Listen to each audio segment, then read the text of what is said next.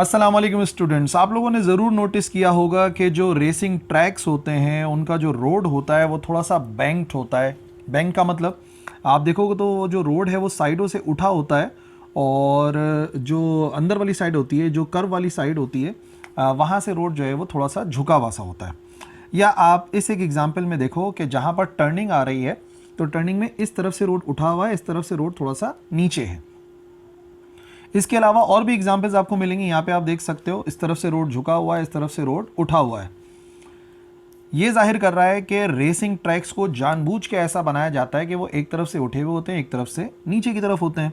और यहाँ पे भी आप देखो कि जहाँ पे टर्निंग हो रही है वहाँ पे रोड की हालत ऐसे ही है कि बाहरी तरफ से रोड उठा हुआ है और अंदर की तरफ से रोड झुका हुआ है। क्या आप लोग जानते हैं कि इन रोड्स को क्या कहते हैं? देखो, जो रोड्स हैं ये बैंक्ड रोड्स कहलाते हैं। बैंक्ड यानी कि झुके हुए या एक तरफ से उठे हुए रोड्स। तो ये रोड्स क्यों एक तरफ से उठे होते हैं, क्यों झुके होते हैं, आज के इस लेक्चर के अंदर बात करेंगे इसी बारे में।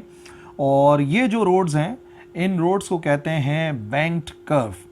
आज के हमारे लेक्चर में बैंक कर्व को समझेंगे, उसकी वजह को जानेंगे और फिर ड्राइव करेंगे formula for angle of banked curve.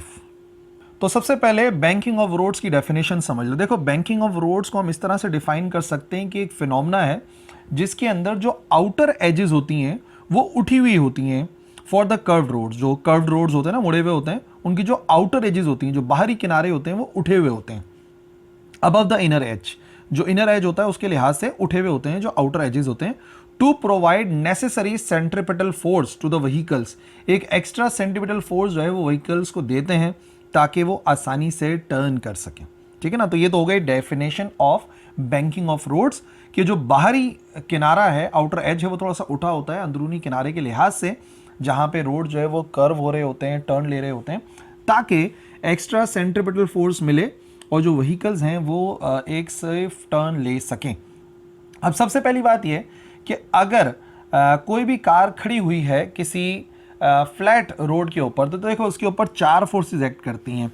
एक फोर्स होती है वेट की, जो कि डाउनवर्ड एक्ट कर रही होती है। एक होता है रोड का नॉर्मल रिएक्शन, जो कि रोड के परपेंडिकुलर एक्ट करता है। रोड के परपेंडिकुलर यानी कि 90 डिग्री पे एक्ट करता है, वो ऊपर की तरफ आपको नजर आ रहा है। और फॉर एग्जाम्पल जो कार है वो इस तरीके से टर्न ले रही है, ठीक है, अगर इस तरीके से टर्न ले रही है, इस डायरेक्शन में टर्न ले रही है, तो फ्रिक्शन जो पाई जाती है इस तरफ रोड और टायर के दरमियान में, वो फ्रिक्शन जो है वो सेंटर की तरफ मूव कराती है, यानी कि वो काम करती है एज सेंट्रीपिटल फोर्स। ठीक है। और हमने पढ़ा था सेंट्रीपिटल फोर्स के साथ साथ एक और फोर्स होती है सेंट्रीफ्यूगल फोर्स, जो कि बॉडी को अवे फ्रॉम द सेंटर ले जाने की कोशिश करती है। वो लगेगी इस तरफ, यानी कि जो सेंटर है उससे अवे। और यही जो सेंट्रीफ्यूगल फोर्स है, actually it is the reaction of centripetal force. तो ये बराबर होती है mv²/r के।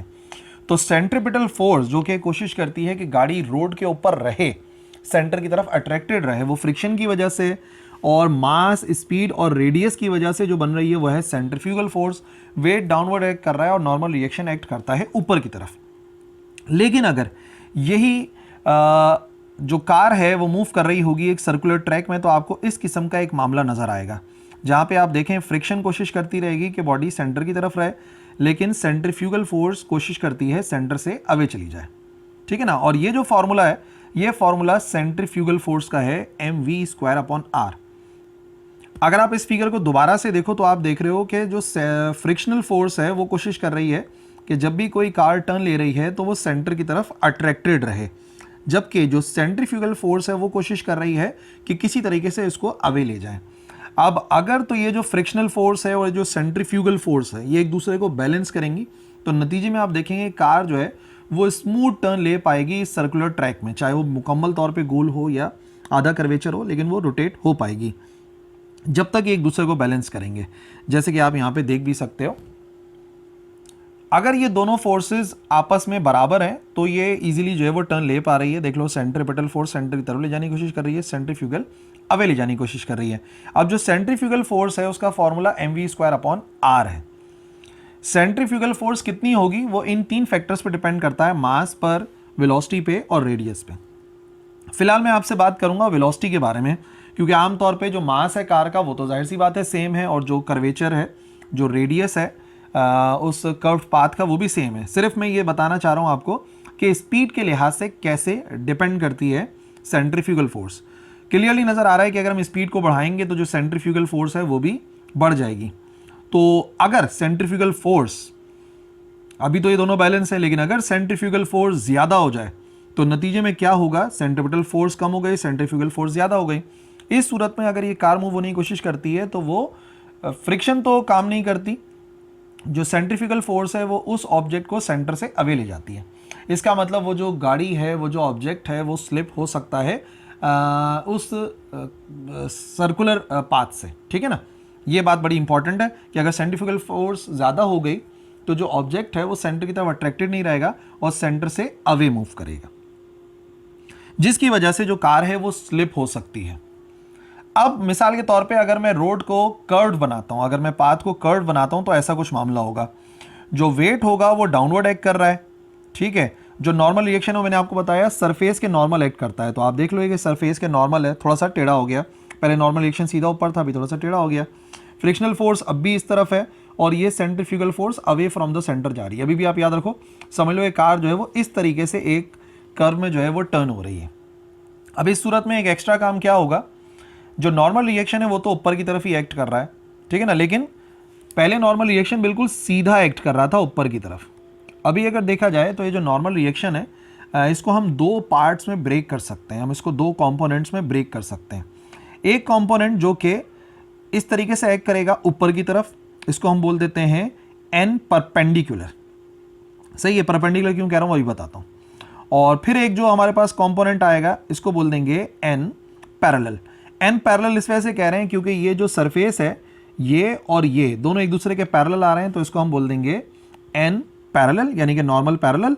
और फिर इनके दरमियान में जो एंगल बन रहा है वो 90 डिग्री बन रहा है, इस वजह से इसको हम नाम दे देंगे एन परपेंडिकुलर, ठीक है ना। ये इसके परपेंडिकुलर है और ये पैरेलल है, इस वजह से नॉर्मल रिएक्शन के दो हिस्से बन जाते हैं। ये कब बनते हैं नॉर्मल रिएक्शन के दो हिस्से, जब हमारा जो रोड होगा वो सीधा होने के बजाय कोई ना कोई एंगल बनाने लगे। जो हमारा रोड है ये कोई ना कोई एंगल बना रहा है, तो ये जो एंगल बना रहा है बेसिकली इसी को एंगल ऑफ बैंकिंग कहते हैं, कि वो जो रोड बैंक हो रहा है वो कितने एंगल पर बैंक हो रहा है।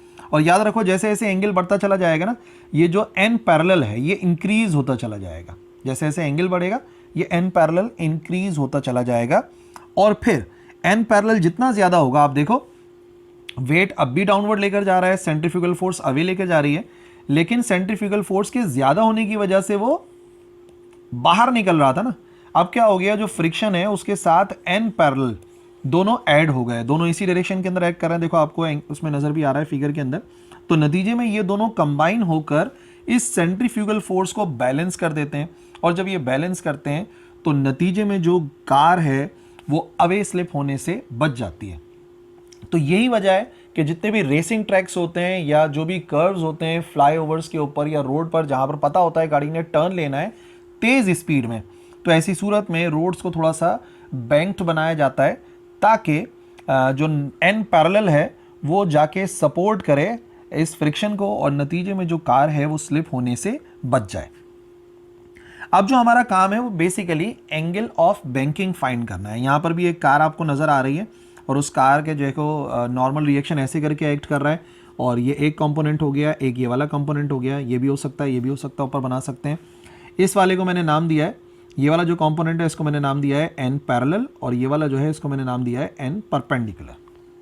आप अगर कोई और नाम देना चाहो तो कोई मसला नहीं है, आप उसको डिफरेंट नेम भी दे सकते हो। फिलहाल हमने क्या क्या कंसिडर करा है, एक व्हीकल है जिसका मास m है, ठीक है, इस ऑब्जेक्ट का मास m है और ये मूव कर रहा है एक स्पीड के साथ, और वो जो स्पीड है वो v के बराबर है, ठीक है, स्पीड v के बराबर हो गई। ऑन द बैंक्ड रोड, जो रोड है वो बैंक हुआ हुआ है, आपको नज़र आ रहा है थोड़ा सा झुका हुआ सा है, रेडियस r के बराबर है। अगर हम सपोज कर लेते हैं कि जो थीटा है वो एंगल ऑफ बैंकिंग है, ये जो एंगल बन रहा है थीटा, ये एंगल ऑफ बैंकिंग है। फ्रिक्शनल फोर्स F कर देते हैं जो कि सपोर्ट करती है गाड़ी को स्लिप होने से रोकती है, acting between the road and the tyres of the vehicle. तो अब मैं एक फॉर्मूला ड्राइव करूंगा फॉर एंगल ऑफ बैंकिंग। तो जो भी हमने कंसिडर करा वो फिगर यहाँ पर आपको दोबारा से नज़र आ रही है। अब अगर आप इस फिगर के अंदर गौर से देखो, या मैं अलग से अगर बना भी दूँ, यहाँ पर नॉर्मल रिएक्शन इस तरीके से एक्ट कर रहा है, ठीक है, नॉर्मल रिएक्शन हो गया जिसको हम n से शो कर रहे हैं, ठीक है। एक कंपोनेंट हमने ये वाला बना लिया है, ठीक है, ये वाला कंपोनेंट हमने बनाया है और एक n का ये वाला कंपोनेंट बनाया है। इसको मैंने बोला है n पैरेलल, क्योंकि ये सरफेस के पैरेलल आ रहा था, और इसको बोला है n परपेंडिकुलर। एंगल बन रहा है थीटा के बराबर, ठीक है ना। ये आ गया कोई पॉइंट जहाँ पे सारे के सारे एक्ट कर रहे हैं। अब सबसे पहले ना इन दोनों की मुझे जो है वो वैल्यू फाइंड करनी है।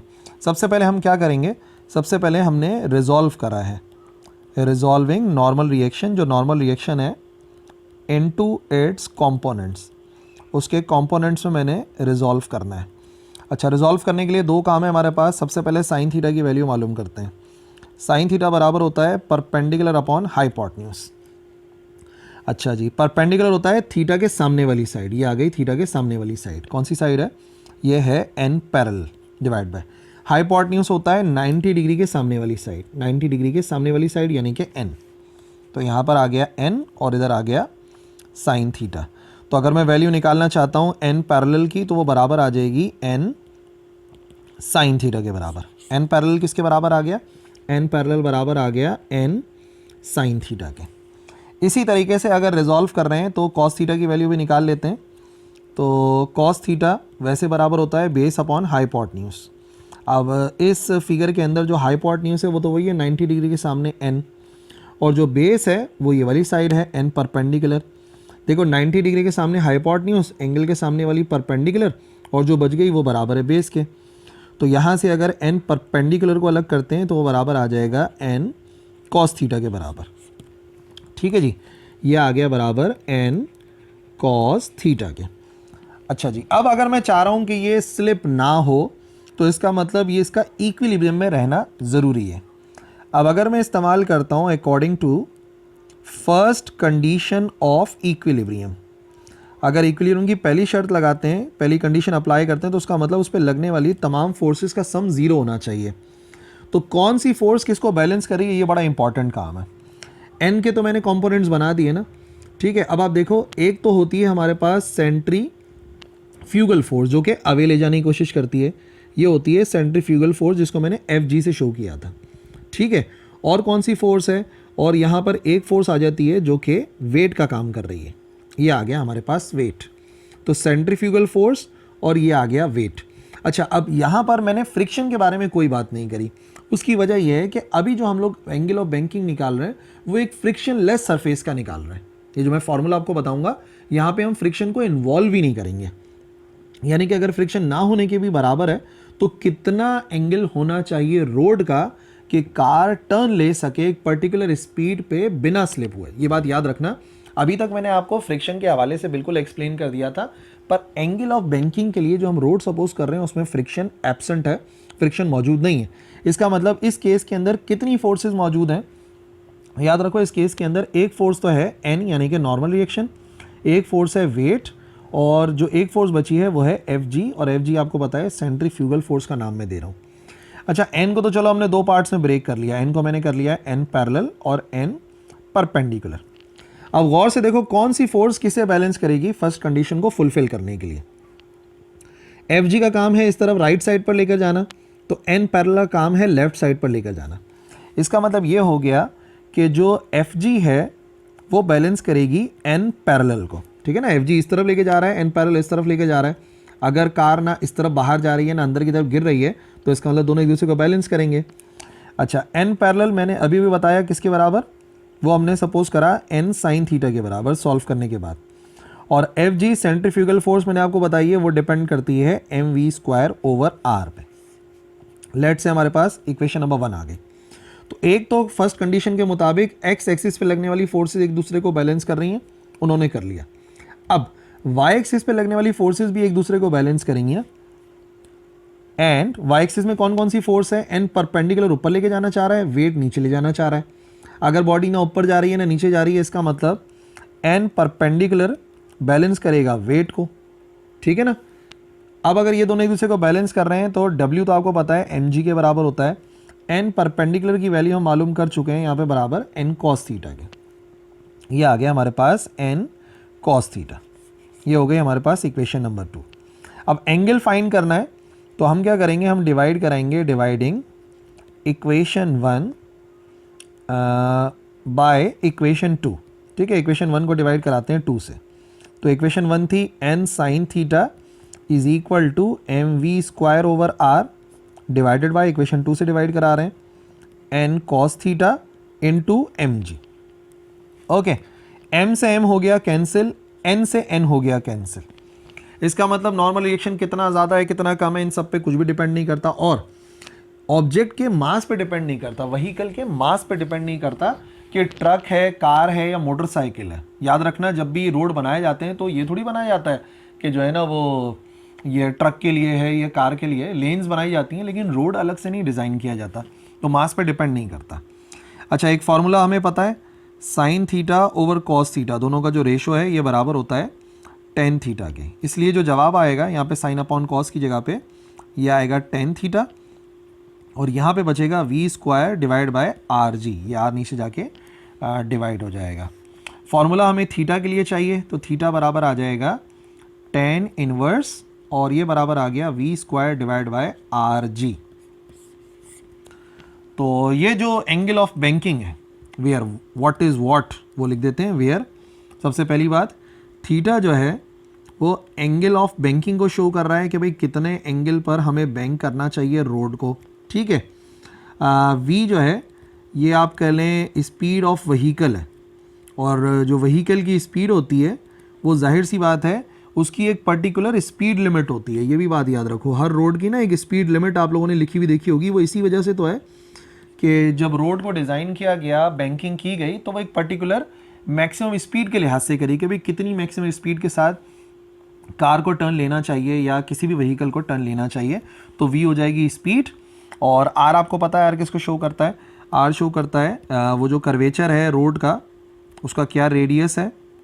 ठीक है, और वैल्यू ऑफ जी तो आपको पता है एक्सेलरेशन ड्यू टू ग्रेविटी, उस पॉइंट के ऊपर एक्सेलरेशन ड्यू टू ग्रेविटी। ठीक है ना, इन सब चीज़ों पर डिपेंड करता है। अगर आपसे पूछा जाए banking of angle, angle of banking किस चीज़ पर डिपेंड करता है, तो वो स्पीड ऑफ व्हीकल पे डिपेंड करता है। तभी हम एक स्पीड लिमिट सेट करते हैं रोड के ऊपर कि भाई इस रोड की जो लिमिट है वो 80 किलोमीटर पर आवर है, इससे ज़्यादा तेज़ रफ्तार अगर हुई तो गाड़ी स्लिप हो सकती है, क्योंकि जो एंगल बनाया होता है वो उसी स्पीड को देखते हुए बनाया गया होता है। क्योंकि रेडियस की वैल्यू पुट करते हैं, जी की वैल्यू पुट करते हैं और स्पीड लिमिट पुट करते हैं, तो पता लग जाता है अच्छा भाई इतना एंगल होना चाहिए। और सबसे इंपॉर्टेंट बात यह है जो मैं यहाँ पे लिख रहा हूँ, जो एंगल ऑफ बैंकिंग है वो इन सब चीज़ों पे तो डिपेंड करता है, लेकिन किस पर डिपेंड नहीं करता, डज नॉट डिपेंड, किस चीज़ पर, on mass of vehicle, vehicle के मास पे डिपेंड नहीं करता। तभी मैं बता रहा हूँ ना, वहाँ पे रोड पे लिखा होता है सिर्फ स्पीड लिमिट, ये नहीं लिखा होता कि ट्रक की स्पीड लिमिट इतनी है, कार की इतनी है, बाइक की इतनी है, सबके लिए बराबर है। क्योंकि जो बैंकिंग एंगल है वो सिर्फ डिपेंड करता है स्पीड पर, रेडियस पर और जी पे, मास पे डिपेंड नहीं करता। ठीक है जी, तो ये था आज का हमारा लेक्चर। आई होप आपको समझ में आ गया होगा। कोई भी सवाल है तो आप कमेंट सेक्शन में लिख सकते हैं, मैं इंशाल्लाह रिप्लाई करूँगा। That's all for this lecture. Allah हाफिज़।